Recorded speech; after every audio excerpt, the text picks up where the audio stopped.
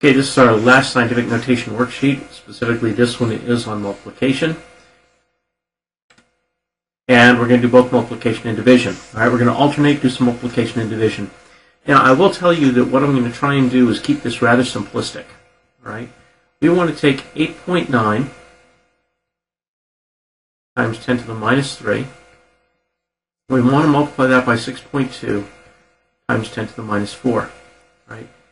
So we're going to have to do some multiplication here. So let's look at our coefficients, which is 8.9 and 6.2. So let's do 2 times 9. So that's 18. I'm going to carry a 1. 8 times 2 is 16. Plus 1 is 17.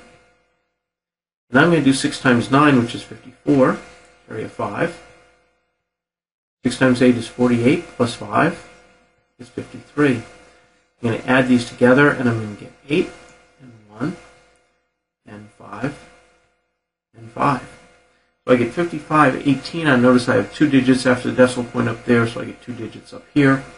And when you're multiplying, you always add your exponents. Right? So you're going to have a minus 3 and a minus 4, and you add those two together, and you get a minus 7. Now we're not done, because you'll notice I have 2 digits to the left of my decimal point. I have to fix that. So I have to move my decimal point to the left one, and when I do that, I'm making this number smaller. So I have to make that number bigger, and remember that means this is going to get closer to 0. So my final answer is going to be 5.518 times 10 to the minus 6th.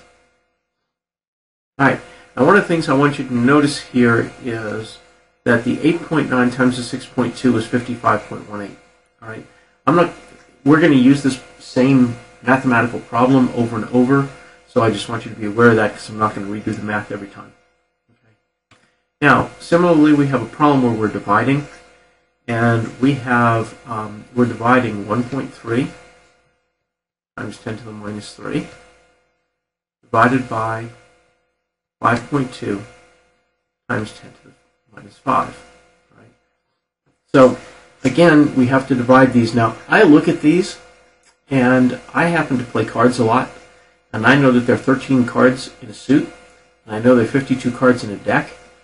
So I can see immediately that this is going to be 1/4 or 0.25. Right? Now, of course, you might have to do the math. You might not play cards that much. So you might say 5.2 goes into 1.3, and you say, well, I don't know how many times that is. So we're going to put, we're going to just move both my decimal points over to 52 and 13. And so now I put a 0 up here. And I say, how many times does 52 go into 13? 230. Well, it goes in twice. And if I take 52 and multiply it by 2, I get 104. If I subtract the 2, I get 26. Right. I put in another 0. And I notice that 26 is half of 52. How many times does 52 go into 260? Well, that's going to be 5 times. 260. And that's 0. So I just did long division to come up with 0.25, but I'd already said that's what it was, so I already knew that. So if I divide the 1.3 divided by the 5.2, that's what you divide, you ignore the exponents, you come up with 0.25. And now you have to multiply by 10 to the something. What do? Well, you subtract the exponents. So 3 minus a negative 5 means you're adding, sorry, you have a minus 3. Minus a negative 5, you're going to have to add the 5 to it. So that's like saying negative 3 plus 5. So that's going to be a plus 2 is my answer. So over here, this is 0.25 times 10 to the 2. I'm real close, but I notice that my decimal point's in the wrong place, so I have to move it. When I do that, I make this number bigger, which means I have to make this number smaller. So it's going to be 2.5 times 10 to 1. Alright, so that's number 2. Let's go off and do number 3. Now you'll notice the numbers, my coefficients here are the same as they were in problem 1. So I know that my answer there is going to be 55.18. And remember, I add my exponents together, so that's going to be 10 to the 7th. Well, I have to move my decimal point 1 position to the left, which means I make this number smaller, which means I have to make that one bigger. So that's 5.518 times 10 to the 8th. that's my answer for number 3.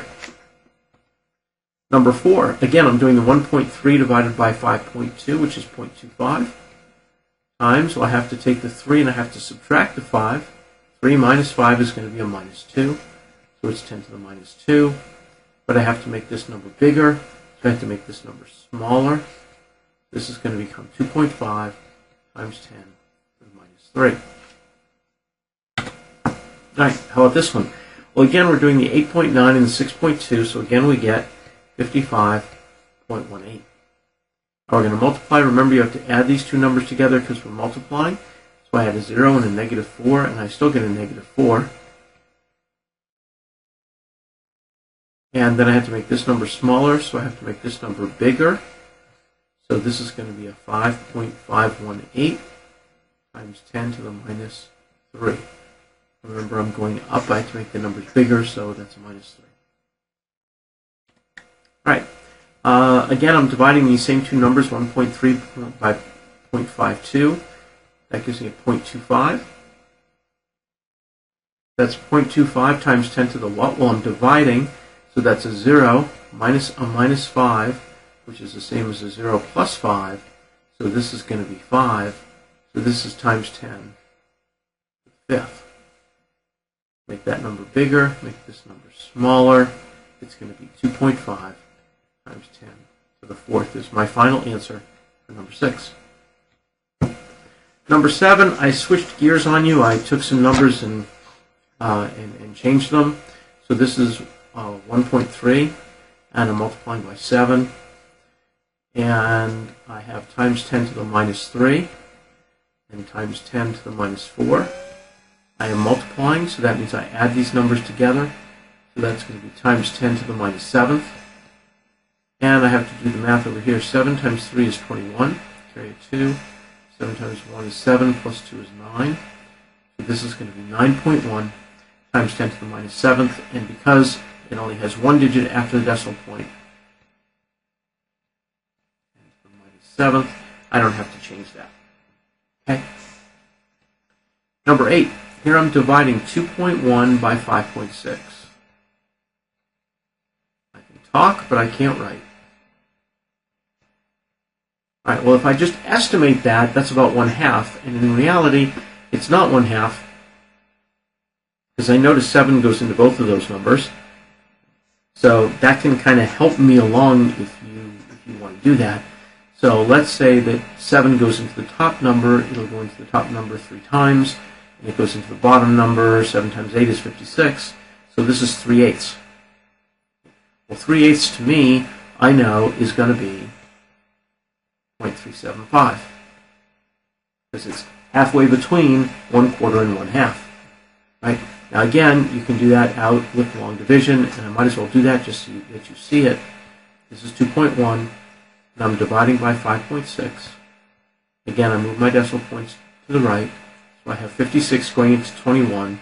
It does not go into 21, but it does go into 210. It goes in 3 times. 3 times 56 is 168. We subtract, and that's 42. We'll bring down another 0. It's 420. And how many times will 56 go into 420? Well, it'll go in 7 times. 7 times 6 is 42. Carry a 4. 7 times 5 is 35. That makes that 392. Right, so that gives me a total of 28 over here. I have to bring down another 1. And I happen to know that 28 is half of 56. So 5 times 56 is 280. My answer again finally comes out to 0. So there's my 0.375. 0.375 times, remember, I'm dividing. So I'm taking a minus 3, and I'm subtracting a minus 5, which is a minus 3 plus a 5, which is going to be a 2. So this is times 10 to the 2. This number gets bigger. This number gets smaller. So it's going to be 3.75 times 10 to the 1. That's my answer for number 8. Number 9. Multiply 7 by 1.3. I've already done that. So that's 9.1. and I have to add my exponents because this is multiplication. So 7 plus 14 is 11, and I'm done. Don't have to do anything else. It's 9.1 times 10 to the 11th.